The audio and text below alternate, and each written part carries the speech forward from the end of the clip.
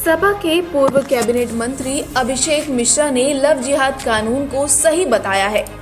बता दें, लव जिहाद को लेकर अभिषेक मिश्रा ने कहा कि किसी को धोखा देकर धर्म परिवर्तन नहीं कराया जाना चाहिए, भले ही वह कोई भी धर्म मानने वाला हो। लव जिहाद के मामले में सख्त कार्रवाई होनी चाहिए। देखिए, कोई भी आदमी किसी को भी झूठ बोल करके, गलत आइडेंटिटी लेकर के, फेक आइडेंटिटी लेकर के, गलत बदजुबानी करके, उसको धोखा दे करके, कुछ और हो और कुछ और बता करके, अगर कोई भी किसी को बता रहा है, चाहे हिंदू हो, मुसलमान हो, सिख हो, ईसाई हो, पारसी हो, जैन हो, बौद्ध हो, कोई भी हो, वहाबी हो, वो बिल्कुल सरासर गलत है।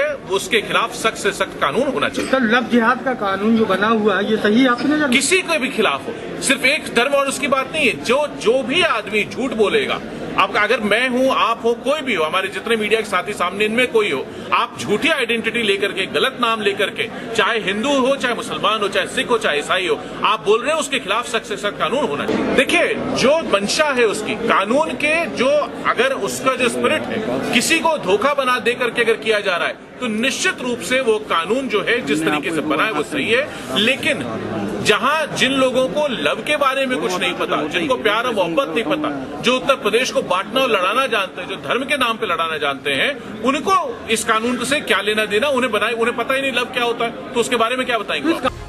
आपको बता दें, सपा के राष्ट्रीय प्रवक्ता और पूर्व मंत्री अभिषेक मिश्रा ने ये सभी बातें रविवार को राठ रोड स्थित एक हाउस में आयोजित प्रबुद्ध गोष्ठी में कही।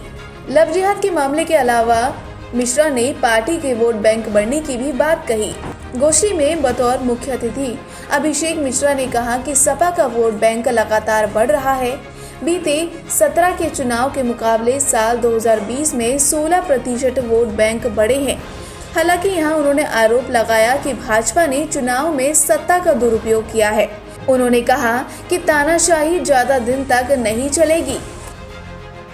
वहीं कोरोना के मामले में सरकार को नाकाम बताते हुए मिश्रा ने कहा कि संक्रमण को रोकने में सरकार नाकाम हुई।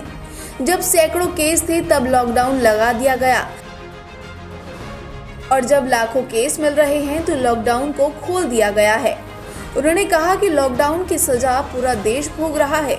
अपनी पार्टी की जीत को सुनिश्चित करते हुए मिश्रा ने कहा कि सपा छोटे दलों के साथ गठबंधन की हिमायती है। समान विचारधारा वाले दलों से गठबंधन कर चुनाव लड़ा जाएगा। उन्होंने कहा कि साल 2020 में सपा की ही सरकार बनेगी। देखिए, समाजवादी पार्टी अकेली ऐसी पार्टी है जिसने बाई इलेक्शन में अपने वोट बढ़ाए हैं। आप अगर देख लेंगे 2017 के मुकाबले 2020 में जो चुनाव हुए हैं उसमें भारतीय जनता पार्टी का 16% का वोट का नुकसान हुआ है। सबसे ज्यादा नुकसान अगर किसी पार्टी ने उठाया है वोट परसेंट, ये अलग बात है कि जीत गए हैं वो, ये बात सच है, लेकिन सबसे ज्यादा नुकसान उनका हुआ है और समाजवादी पार्टी ने अपनी वोट शेयर बढ़ाया है। तो अगर हम लोग इसी ट्रेंड पे आगे बढ़ते रहे और 2020 में हम लोग जिस स्थिति पे हैं, हम लगातार आगे बढ़ रहे हैं, 2022 के चुनाव में बदलाव का चुनाव होगा। 2022 में जनता की नाराजगी भर करके सामने आएगी। बाई इलेक्शंस में जिस तरीके से उन्होंने दबाया, लोगों को मजबूर किया, प्रधानों पे, अध्यक्षों पे दबाव बनाया, जांच का दबाव बनाया, प्रेशर बनाया कि हम जेल भेज देंगे, सरकार ने जो सत्ता का दुरुपयोग किया उसमें से नतीजा है 2022 में जनता खुल करके सामने आएगी।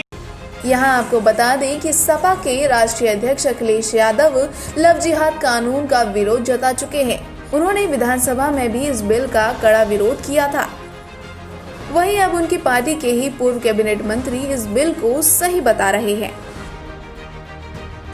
जालौन से जितेंद्र सोनी की रिपोर्ट।